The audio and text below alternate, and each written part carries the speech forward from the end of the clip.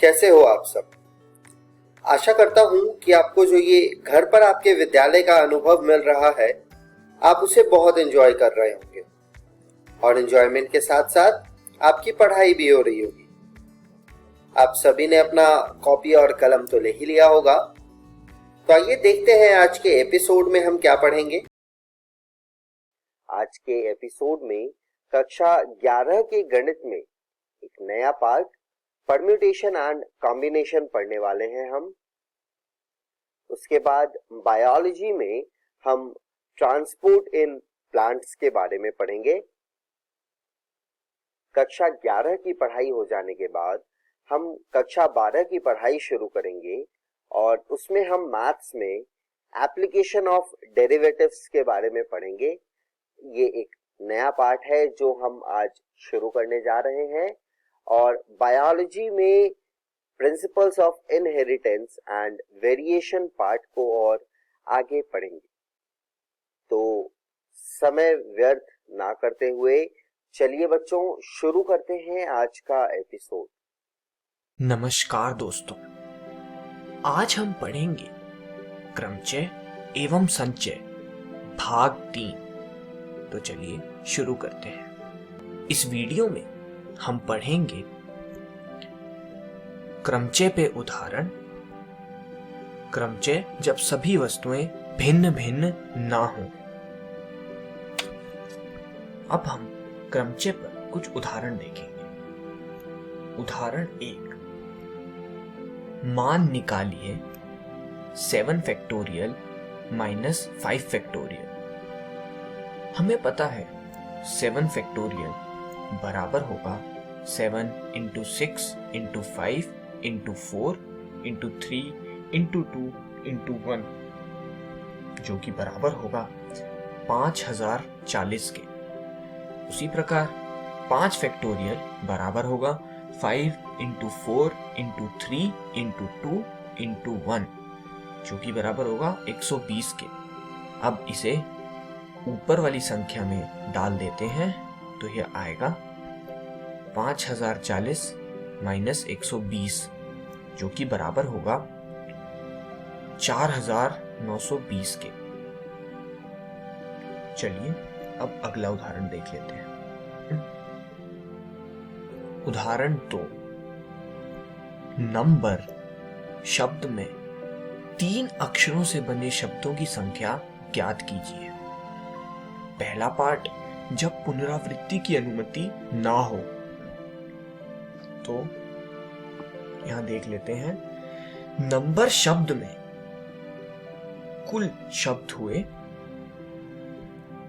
n बराबर 6 और क्योंकि 3 अक्षरों से बने शब्दों की संख्या ज्ञात करनी है तो r बराबर हुआ 3। अब दोस्तों, यदि आपको स्मरण होगा, पिछली वीडियो में हमने पढ़ा था जब पुनरावृत्ति की अनुमति ना हो तो सूत्र होगा NPR। तो यहां n और r की वैल्यू पुट करते हैं तो हमें मिलेगा 6p3, जो कि बराबर होगा 6 फैक्टोरियल भाग 6 माइनस 3 का फैक्टोरियल, जो कि 120 के बराबर है। दूसरा पार्ट देखते हैं, जब पुनरावृत्ति की अनुमति हो, यानी n बराबर 6 तथा r बराबर 3, और इस केस में सूत्र होगा n की पावर r, जो कि होगा 6 क्यूब बराबर 216।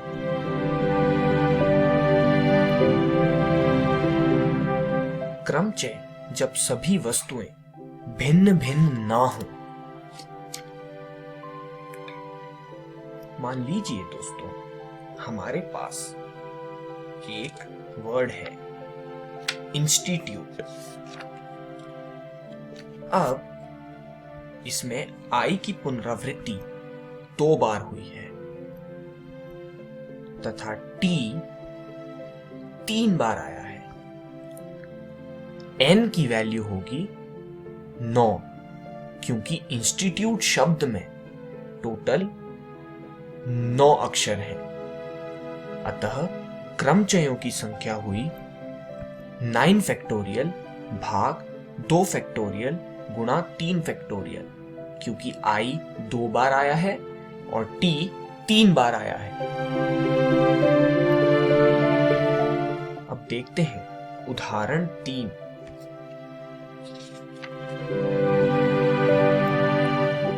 एक से 9 तक के अंकों का प्रयोग करके कितनी 4 अंकीय संख्याएं बनाई जा सकती हैं यदि अंकों की पुनरावृत्ति की अनुमति नहीं है। हल देख लेते हैं। 1 से 9 तक के कुल अंक हुए 9 और एक साथ हमने जो अंक लेने हैं वे हुए 4। अतः n की वैल्यू हुई 9 और r की वैल्यू हुई 4। तो जब पुनरावृत्ति की अनुमति नहीं है तो सूत्र हुआ NPR यानी 9P4 बराबर 9 फैक्टोरियल भाग 9 - 4 फैक्टोरियल, जो कि बराबर है 3024 के। उदाहरण 4 देख लेते हैं। डॉटर शब्द के अक्षर से 8 अक्षर वाले विन्यासों की संख्या ज्ञात कीजिए यदि पहला पार्ट सभी स्वर एक साथ हों और दूसरा पार्ट सभी स्वर एक साथ नहीं हो। तो पहले हल 1 देख लेते हैं। डॉटर शब्द में कुल अक्षर हुए 8 यानी n बराबर 8। अब यहां 5 व्यंजन हैं जो कि है D, G, H, T, R और 3 स्वर हैं जो कि हैं A, U और E। अब हम यहां तीनों स्वरों को एक ही अक्षर मानकर चलते हैं, क्योंकि हमसे प्रश्न में पूछा गया है कि यदि सभी स्वर एक साथ हों यानी एक अक्षर। और आप ध्यान दीजिए दोस्तों, यह 3 अक्षर A, U और E अपने स्थानों पर 3 फैक्टोरियल तरीकों से अरेंज हो सकते हैं। तो इन 6 वस्तुओं यानी 5 व्यंजन और 1 स्वर अर्थात 6 से क्रमचय बनाने के तरीके हुए 6p6। तो गुणन सिद्धांत के अनुसार क्रमचयों की संख्या हुई 6p6 गुणा 3 फैक्टोरियल, जो कि बराबर है 4320 के। अब अगला पार्ट देखते हैं। जब सभी स्वर एक साथ नहीं हो तो सभी 8 अक्षरों से बने शब्दों की संख्या होगी 8p8 यानी कि 8 फैक्टोरियल, जो कि बराबर है 40320 के। हम दोस्तों यहां पर टोटल शब्दों की संख्या में से स्वर जब 7 हैं उन्हें घटा देंगे तो वह मिल जाएगा जो हमें प्रश्न में पूछा है, यानी जब सभी स्वर एक साथ ना हो। अर्थात जब सभी स्वर एक साथ हों तब 8 अक्षरों से बने शब्दों की संख्या 4320 है। अतः ऐसे 8 अक्षरों के बने शब्दों की संख्या जिनमें स्वर एक साथ ना हो बराबर 40,320 माइनस 4,320, जो कि बराबर है 36,000 के। इस वीडियो में हमने सीखा क्रमचय के उदाहरण। क्रमचय जब सभी वस्तुएं भिन्न भिन्न ना हो। अगली वीडियो में हम पढ़ेंगे क्रमचय और संचय में फर्क, संचय तथा कुछ विशेष विधियां।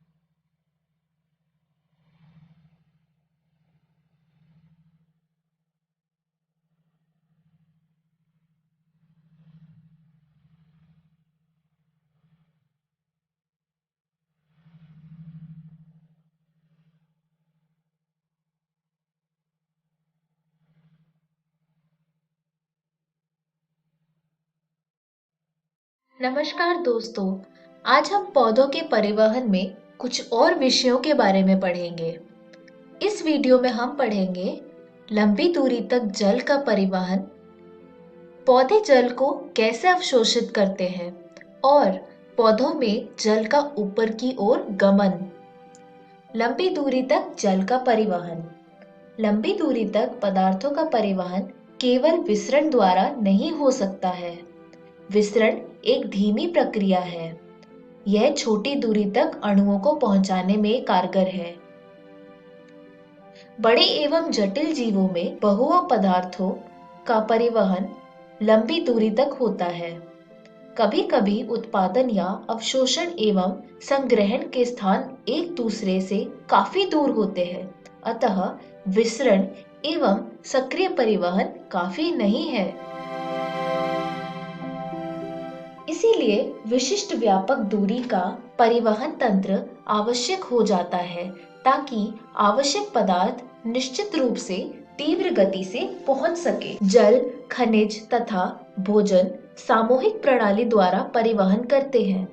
सामूहिक या थोक प्रवाह में पदार्थों का एक स्थान से दूसरे स्थान तक परिवहन दो बिंदुओं के बीच दाब की भिन्नता के परिमाण स्वरूप होता है। सामूहिक प्रवाह की एक विशिष्टता है कि पदार्थ चाहे घोल हो या निलंबन नदी के प्रवाह की तरह ही बहता है। यह विसरण से भिन्न होता है, जहां पर भिन्न पदार्थ अपनी सांद्रता प्रवणता के अनुसार स्वतंत्र रूप से परिवहनित किए जाते हैं। थोक प्रवाह को तो घनात्मक जलीय दाब प्रवणता या ऋणात्मक जलीय दाब प्रवणता के द्वारा प्राप्त किया जा सकता है। पदार्थों को पादपों में स्वनहनी उत्तकों के द्वारा थोक या सामूहिक गति को स्थानांतरण कहते हैं। पौधे जल को कैसे अवशोषित करते हैं? इसके दो भिन्न पथ निम्न है। पहला है एपोप्लास्ट पथ और दूसरा है सिम्प्लास्ट पथ। एपोप्लास्ट और सिम्प्लास्ट पथ। एपोप्लास्ट पथ के बारे में जानते हैं। इस चित्र में जो बैंगनी रंग के एरो है वो एपोप्लास्ट पथ को दर्शाते हैं। एपोप्लास्ट निकटवर्ती कोशिका भित्ति का तंत्र है। जड़ों के अंतस्त्वचा में मौजूद कैस्पेरियन पट्टी को छोड़कर पूरे पौधे में फैला रहता है। जल का एपोप्लास्टिक परिवहन केवल अंतरकोशिकीय जगहों और कोशिकाओं की भित्ति में उत्पन्न होता है। एपोप्लास्ट के माध्यम से होने वाले परिवहन कोशिका झिल्ली को पार नहीं करते, जैसा कि आप इस चित्र में देख सकते हैं। ये पथ कोशिका झिल्ली को पार नहीं करता है। एपोप्लास्ट जल के परिवहन में कोई भी बाधा नहीं डालता है और जल परिवहन सामूहिक प्रवाह के माध्यम से होता है। जैसे ही जल अंतरकोशिकीय गुहा या वातावरण में वाष्पित होता है, एपोप्लास्ट के सतत जल प्रवाह में तनाव उत्पन्न हो जाता है। अतः असंजक व संशक्तिशीलता के कारण जल का सामूहिक प्रवाह होता है। अब हम पढ़ेंगे सिम्प्लास्ट पथ के बारे में। सिम्प्लास्टिक तंत्र अतः संबंधित जीव द्रव्य का तंत्र है। पड़ोसी कोशिकाएं कोशिका लड़ी से जुड़ी होती है, जो जीव द्रव्य तंतु एक विस्तृत रूप से फैली रहती है। सिम्प्लास्टिक परिवहन में जल कोशिकाओं के जीव द्रव्य के माध्यम से तथा अंतरकोशिकीय परिवहन में ये जीव द्रव्य तंतु के माध्यम से आगे बढ़ता है। सिम्प्लास्टिक परिवहन में कोशिका द्रव्य परिवहन सहायता करता है। कुछ पौधों में अतिरिक्त संरचनाएं जुड़ी होती है जो उन्हें जल एवं खनिजों के अवशोषण में मदद करती है। माइकोराइजा जड़ के साथ फफूंदी का सहजीवी संगठन है। फफूंदी या कवक तंतु नई जड़ों के आसपास नेटवर्क बनाते हैं या फिर वे मूल कोशिका में प्रवेश कर जाते हैं। कवक तंतु का एक बड़ा व्यापक तल क्षेत्र होता है जो भूमि से खनिज आयन एवं जल के मूल से अधिक मात्रा में अवशोषित कर लेता है। पौधों में जल का ऊपर की ओर गमन ये दो प्रकार से होता है। पहला मूल दाब और दूसरा वाष्पोत्सर्जन खिंचाव। इनके बारे में एक एक करके पढ़ते हैं। मूल दाब, जैसे कि मृदा के विभिन्न आयन सक्रियता के साथ जड़ों की संवहनी ऊतकों में परिवहनित होते हैं, तो जल भी इसी प्रक्रिया के अनुसरण अपनी विभव प्रवणता से करता है तथा जाइलम के अंदर दाब बढ़ाता है।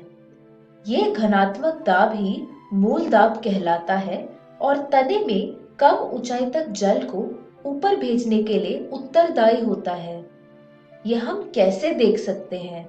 इसके लिए छोटा सा नरम तने वाला पौधा चुनें और जिस दिन वातावरण पर्याप्त आर्द्रता पूर्ण हो उस दिन प्रातःकाल के समय तने के नीचे क्षैतिज दिशा में तीखे ब्लेड से काट दे। आप जल्द ही देखेंगे कि उस कटे हुए तने पर द्रव की कुछ मात्रा ऊपर की ओर उठती है। ये द्रव सकारात्मक मूल दाब के कारण आता है। यदि आप उस तने में एक रबड़ की पतली नली चढ़ा दें तो आप वास्तव में सावर की दर माप सकते हैं और स्रावित द्रव के कारकों की संरचना जान सकते हैं। मूल दाब का प्रभाव रात तथा सुबह के समय भी देखा जा सकता है, जब वाष्पीकरण की प्रक्रिया कम होती है और अतिरिक्त पानी घास के तिनकों से नोक पर विशेष छिद्रों से स्रावित जल बूंदों के रूप में लटकने लगता है। इस प्रकार द्रव के रूप में पानी का क्षय बिंदु स्राव या गटेशन कहलाता है। वाष्पोत्सर्जन खिंचाव। प्राणियों की भांति पौधों में परिसंचरण तंत्र नहीं होता। इसके बावजूद जाइलम के माध्यम से जल का ऊपरी बहाव पर्याप्त उच्च दर से लगभग 15 मीटर प्रति घंटे तक हो सकता है। यह गति कैसे होती है? यह एक पेचीदा सवाल आज तक ही बना हुआ है। पौधों के द्वारा पानी ऊपर की ओर धकेला जाता है या फिर ऊपर से खींचा जाता है। अधिकतर शोधकर्ता सहमत है कि पौधों द्वारा पानी मुख्यतः खींचा जाता है और इसकी संचालन शक्ति पत्तों में वाष्पोत्सर्जन की प्रक्रिया का परिणाम है। इसके जल परिवहन का संयोजन तनाव वाष्पोत्सर्जन खिंचाव मॉडल के रूप में प्रस्तुत किया जाता है। पौधों में जल अस्थायी होता है। प्रकाश संश्लेषण एवं वृद्धि के लिए पत्तियों में पहुंचने वाला पानी 1% से भी कम प्रयोग किया जाता है। पानी की अधिकतर मात्रा पत्तियों से रंध्र द्वारा उड़ा दी जाती है। जल की यही क्षति वाष्पोत्सर्जन कहलाती है। इस वीडियो में हमने सीखा लंबी दूरी तक जल का परिवहन, पौधे जल को कैसे अवशोषित करते हैं और पौधों में जल का ऊपर की ओर गमन। अगली वीडियो में हम पढ़ेंगे वाष्पोत्सर्जन यानी ट्रांसपीरेशन के बारे में कुछ और बातें और वाष्पोत्सर्जन एवं प्रकाश संश्लेषण एक समझौता। धन्यवाद।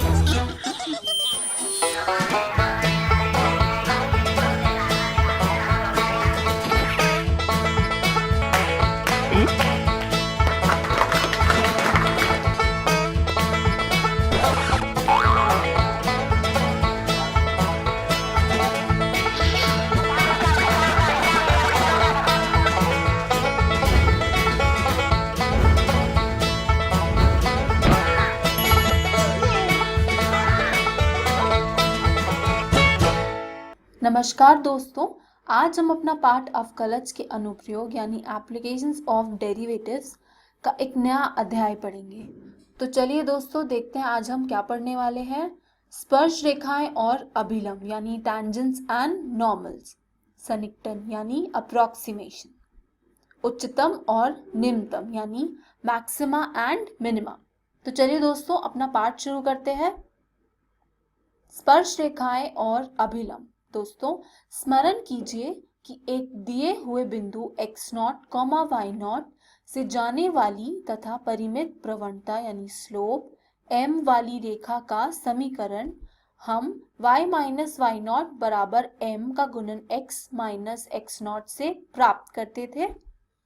तो दोस्तों साथ ही वक्र अगर हमारे पास है कुछ y बराबर fx के बिंदु x0, y0 पर स्पर्श रेखा की प्रवणता dy बटा dx का मान x0, y0 रखने पर, जिसे हम f डैश x0 भी कहते हैं, इससे दर्शाई जाती है। इसलिए दोस्तों x0, y0 पर वक्र की स्पर्श रेखा का समीकरण होता है y माइनस y0 बराबर f डैश x0 का गुणन x माइनस x0 से। आगे देखते हैं दोस्तों, अभिलंब स्पर्श रेखा पर लंब होता है, यानी आकृति में आप देख सकते हैं कि आपके पास एक वक्र है जहां पर आपके पास A पर आप स्पर्श रेखा देख सकते हैं और A पर आप अभिलंब रेखा भी देख सकते हैं। तो साथ ही दोस्तों y बराबर fx के x0, y0 पर अभिलंब की प्रवणता होती है -1 बटा f डैश x0, जो कि f डैश x0 शून्य के बराबर नहीं हो सकता। इसलिए वक्र y बराबर fx के बिंदु x0, y0 पर अभिलंब का समीकरण निम्नलिखित है, यानी इस प्रकार से है y माइनस y0 बराबर -1 बटा f डैश x0 का गुणन x माइनस x0। इसको हम और अच्छे से लिख सकते हैं दोस्तों, y माइनस y0 का गुणन f dash x0 plus x minus x0 बराबर 0। आगे देखते हैं दोस्तों, कुछ विशेष स्थितियां हैं दोस्तों। पहली है, यदि स्पर्श रेखा की प्रवणता 0 है तब tan थीटा बराबर 0 है, और इस प्रकार थीटा बराबर 0, जिसका अर्थ है कि स्पर्श रेखा x अक्ष के समांतर है। इस स्थिति में x0, y0 पर स्पर्श रेखा का समीकरण केवल y बराबर y0 हो जाता है। दूसरा है दोस्तों, यदि थीटा हमारा पाई बटा 2 हो रहा है तब tan थीटा हमारा अनंत की तरफ जाएगा, जिसका अर्थ है कि स्पर्श रेखा x अक्ष पर लंब है, y अक्ष के समांतर है।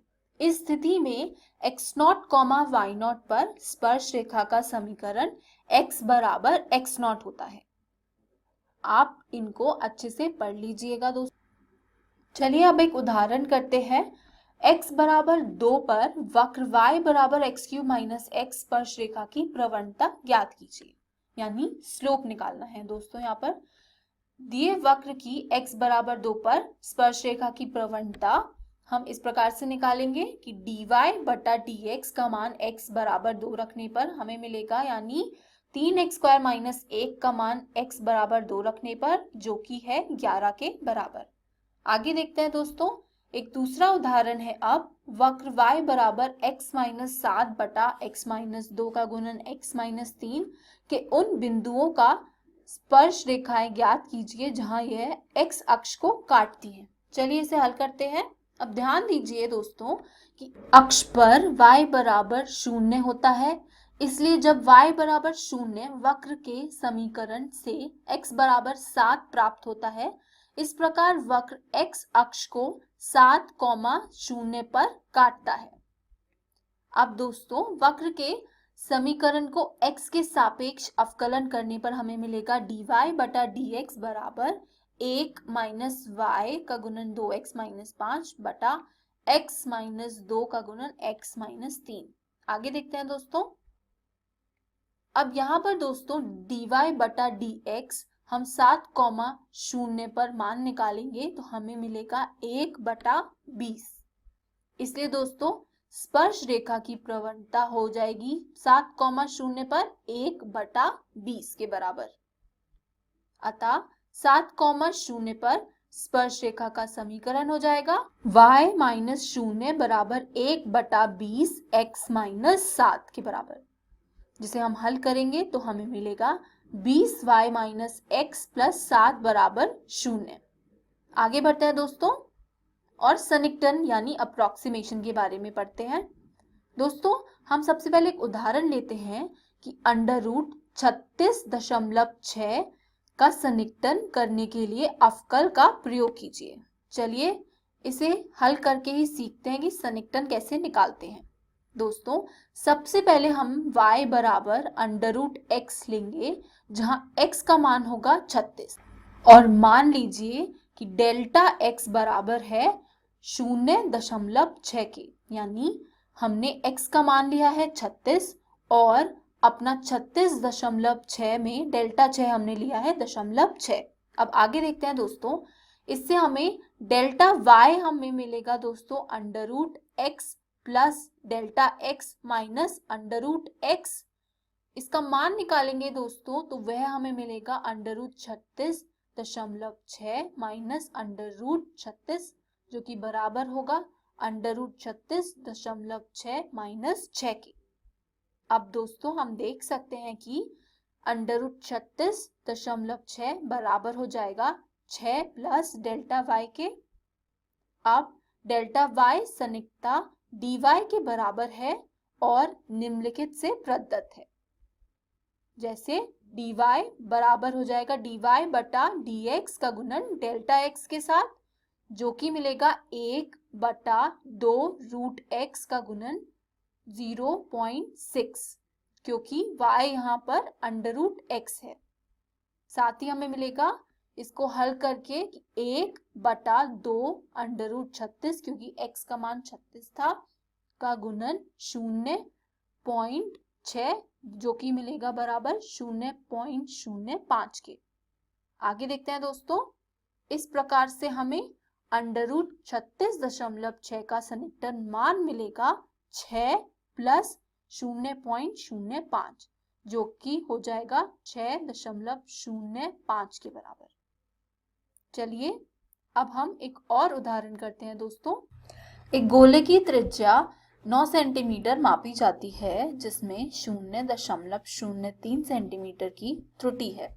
इसके आयतन के परिकलन में सन्निकटन त्रुटि ज्ञात कीजिए। चलिए दोस्तों इसे हल करते हैं। मान लीजिए कि गोले की त्रिज्या r है और इसके मापन में त्रुटि डेल्टा r है। साथ ही दोस्तों r बराबर है 9 सेंटीमीटर और डेल्टा r बराबर है 0.03 सेंटीमीटर। अब गोले का आयतन यदि मैं v से दिखाऊं तो v बराबर है 4/3 पाई r क्यूब, यानी दोस्तों अगर हम dv बटा dr निकालें तो वह हमें मिलेगा 4 पाई r स्क्वायर। इसलिए दोस्तों dv हो जाएगा dv बटा dr का गुणन डेल r से, जो कि हो जाएगा बराबर 4 पाई r स्क्वायर का गुणन डेल r से।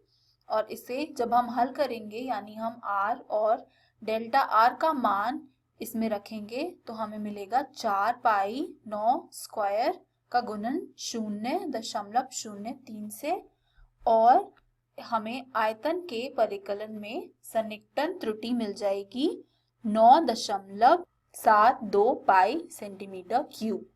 चलिए दोस्तों आगे बढ़ते हैं। उच्चतम और निम्नतम यानी मैक्सिमा एंड मिनिमा। दोस्तों आपके सामने दो आलेख दिए गए हैं। हम एक फलन के आलेख के वर्तन बिंदुओं यानी टर्निंग पॉइंट्स को ज्ञात करेंगे और इस प्रकार उन बिंदुओं को ज्ञात करेंगे जिनके आलेख स्थानीय अधिकतम या न्यूनतम पर पहुंचता है। साथ ही दोस्तों हम एक फलन का निरपेक्ष उच्चतम मान यानी एब्सोल्यूट मैक्सिमम पॉइंट और निरपेक्ष न्यूनतम मान यानी एब्सोल्यूट मिनिमम पॉइंट भी ज्ञात करेंगे, जो कोई अनुप्रयुक्त समस्याओं को हल करने में आवश्यक होगा। आगे बढ़ते हैं दोस्तों। अब हम एक परिभाषा देखते हैं कि मान लीजिए अंतराल I में एक फलन f परिभाषित है, तब f का उच्चतम मान I में होता है यदि I में एक बिंदु C का अस्तित्व इस प्रकार है कि f ऑफ C बड़ा या बराबर है f ऑफ x से, जहां x हर x I अंतराल से आ रहा है। साथ ही दोस्तों f ऑफ C को I में f का उच्चतम मान कहते हैं और बिंदु C को I में f के उच्चतम मान वाला बिंदु कहा जाता है। जैसे आपके सामने ये आलेख है दोस्तों, आप देख सकते हैं यहाँ पर इस वक्र में C पॉइंट पर f ऑफ C का अधिकतम मान मिल रहा है, तो इसे हम f ऑफ C में कहेंगे कि यह हमें उच्चतम मान मिला है। आगे बढ़ते हैं दोस्तों। इसी तरह दोस्तों मान लीजिए एक अंतराल I में फलन f परिभाषित है, तो f का निम्नतम मान I में होता है यदि I में एक बिंदु C का अस्तित्व इस प्रकार है कि f ऑफ C छोटा या बराबर है f ऑफ x से, जहां x I अंतराल से आ रहा है। इसमें भी f ऑफ C को I में f का निम्नतम मान कहते हैं और बिंदु C को I में f के निम्नतम मान वाला बिंदु कहा जाता है। जैसे कि आप इस आलेख में देख सकते हैं दोस्तों, पॉइंट या बिंदु 1 पर इस फलन का आपको सबसे निम्नतम मान मिल रहा है। आगे बढ़ते हैं दोस्तों।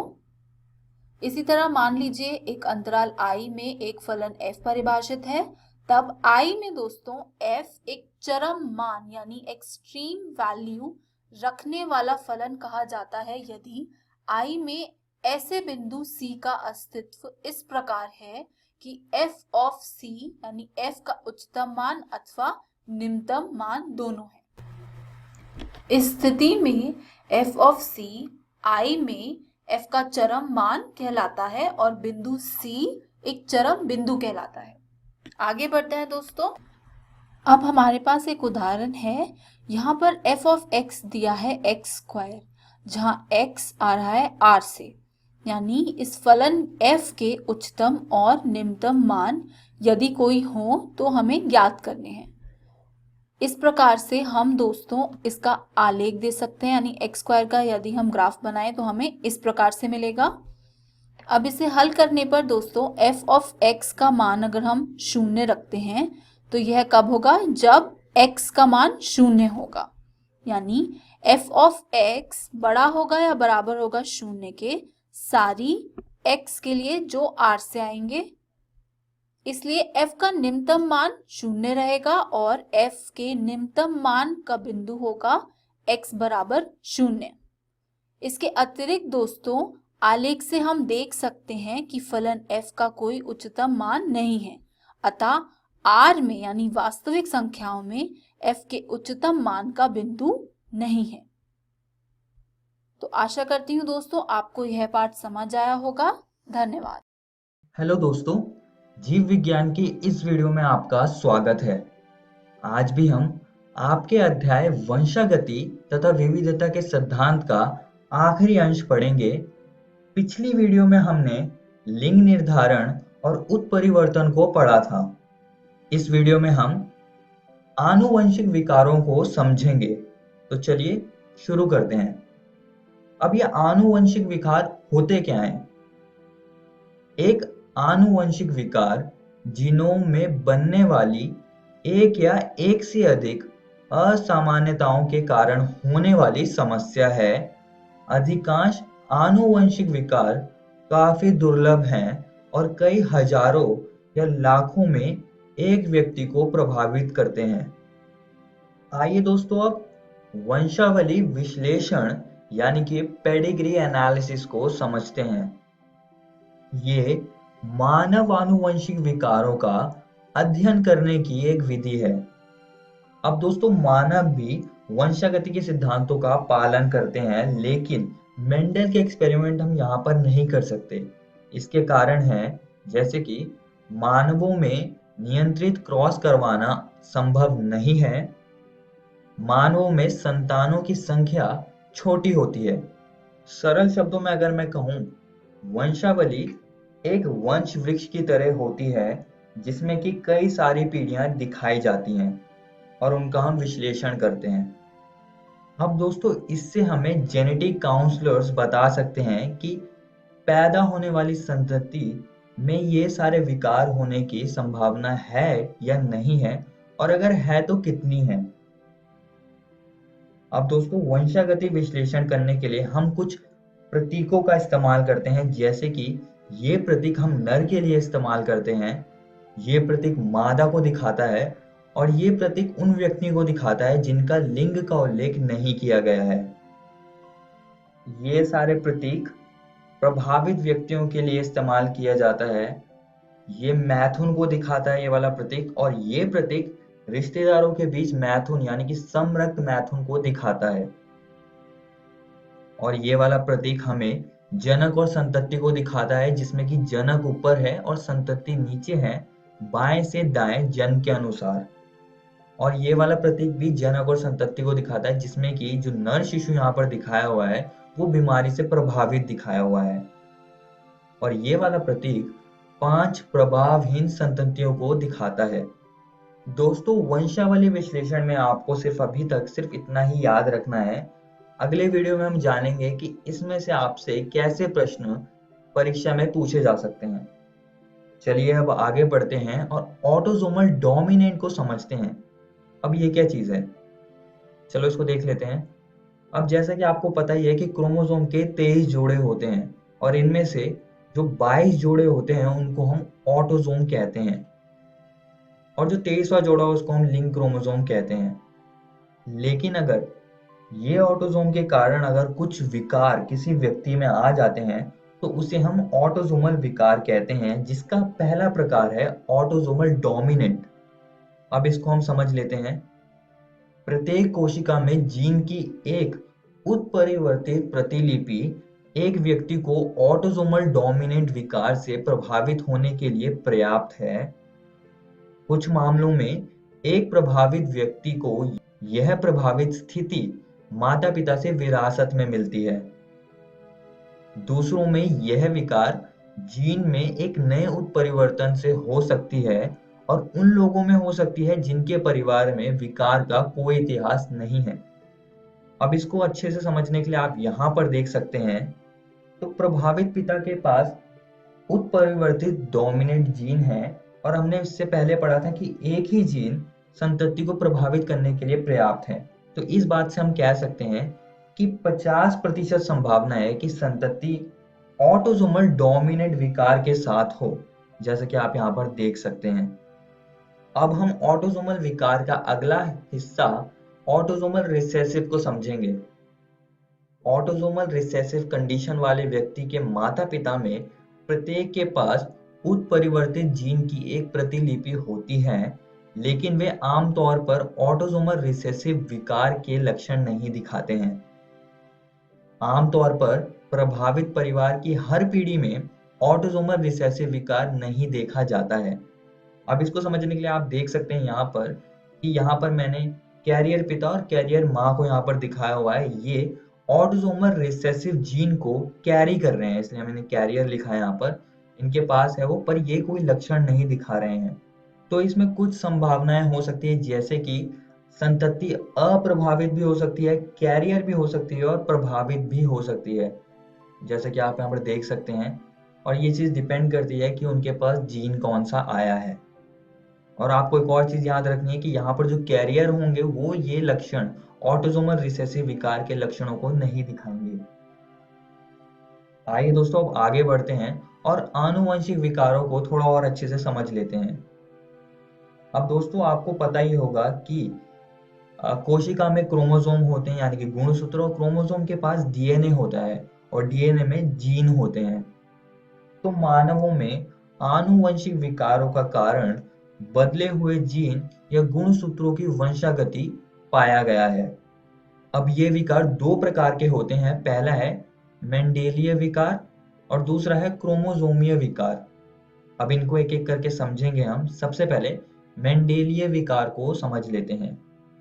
मेंडेलिय विकार वे होते हैं जो एकल जीन के रूपांतरण या उत्परिवर्तन से मुख्यतया निर्धारित हो जाते हैं।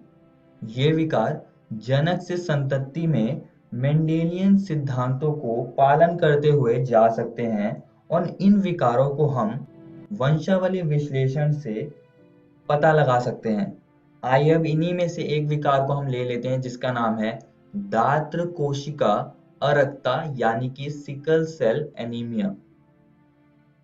अब दोस्तों, जो लोग इस विकार के साथ होते हैं उनमें लाल रक्त कोशिकाएं सिकुड़ जाती हैं और सिकल यानी कि हंसिए के आकार की हो जाती है। बोन मैरो एनीमिया से बचने के लिए और ज्यादा ये लाल रक्त कोशिकाएं बनाता है, मगर वो काफी नहीं होती है।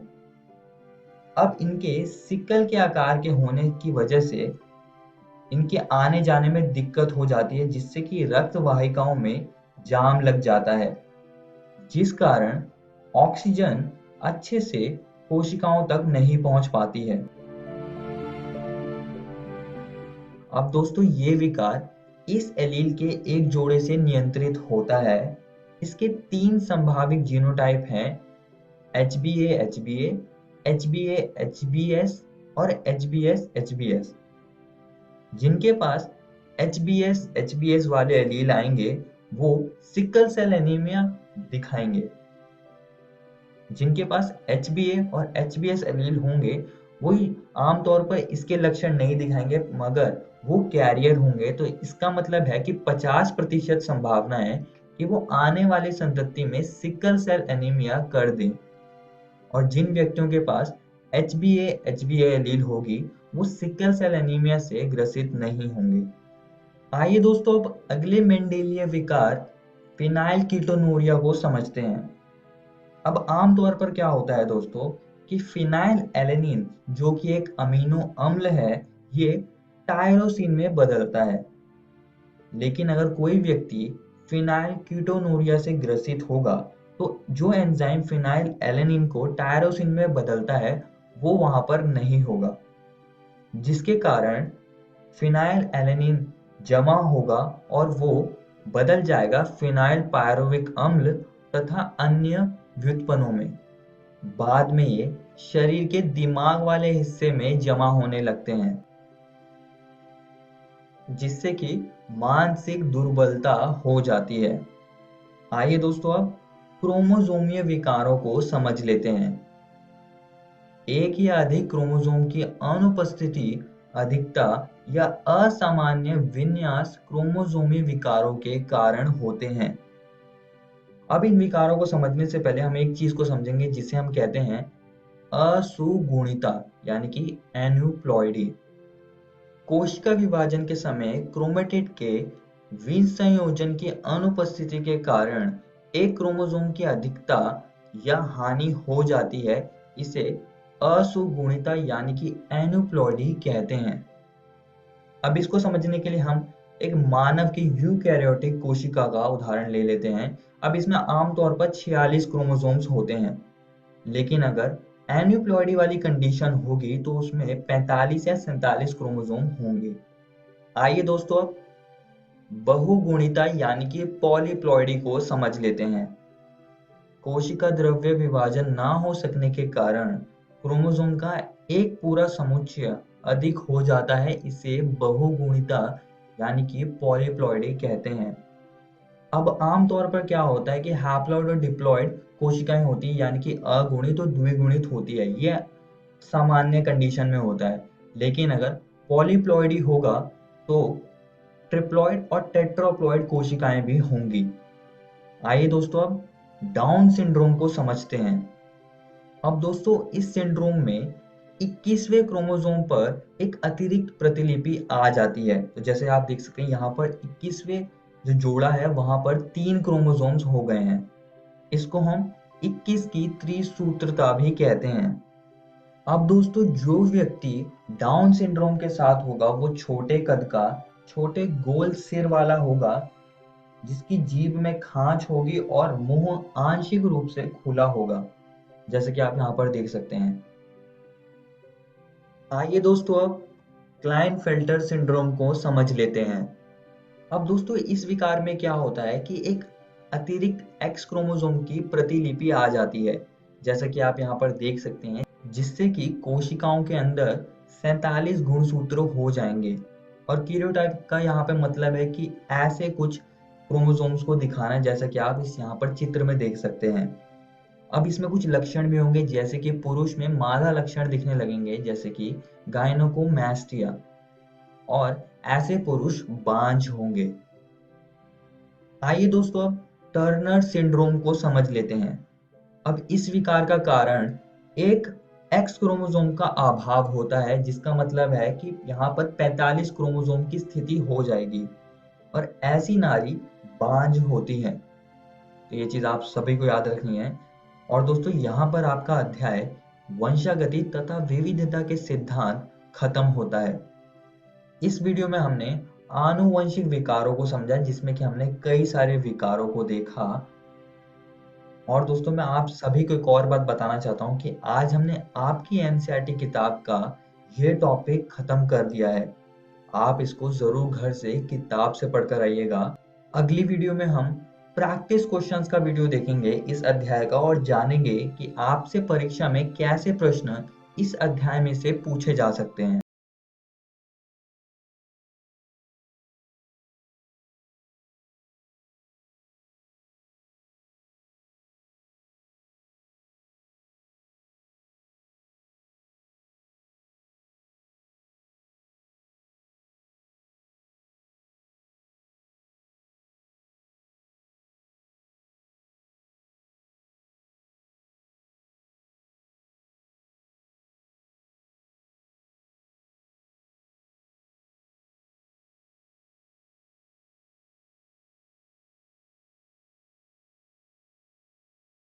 के लिए डिजिटल लाइब्रेरी, बच्चों के उज्जवल भविष्य के लिए बिहार सरकार है सदा अग्रसर और तैयार।